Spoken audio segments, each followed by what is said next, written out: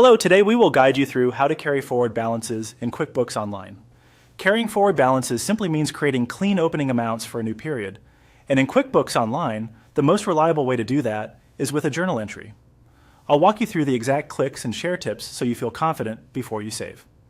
Start by opening QuickBooks Online and heading to your main dashboard. At the top left, hover your mouse over the Create menu. This opens a list of transaction types. Choose Journal Entry. This takes you to a fresh journal screen where you'll record the carry forward. First, set the journal date. Click the date field and pick the correct cutoff. Most teams use the first day of the new month or fiscal year, so the entry lands cleanly in the new period. Getting this right helps your reports line up with your closing schedule. Next, select the account you're adjusting. Click in the account column on the first line and choose the specific account whose balance you need to carry forward, such as an expense, liability, or revenue account. Then move to the debit or credit column and enter the amount. Use the normal accounting sign so the entry reflects your goal, whether that's establishing an opening balance or reducing a prior balance.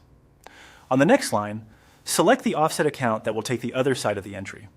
Common choices include an opening balance or retained earnings account, or a clearing account designated by your accountant. Make sure the total debits equal the total credits.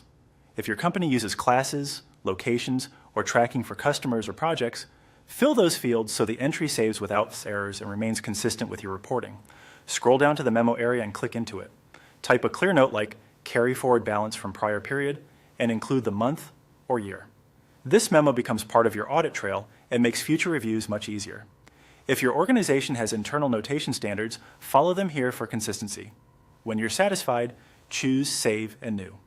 This records the journal entry and opens a blank one, which is helpful if you have several balances to carry forward. If you only have one, you can choose Save and Close instead. Either option will save the entry you just created. Before you wrap up, double-check the date, accounts, and amounts, and confirm that debits equal credits. If anything is uncertain, align with your accounting policy, or consult your accountant to ensure the carry forward reflects your reporting needs accurately.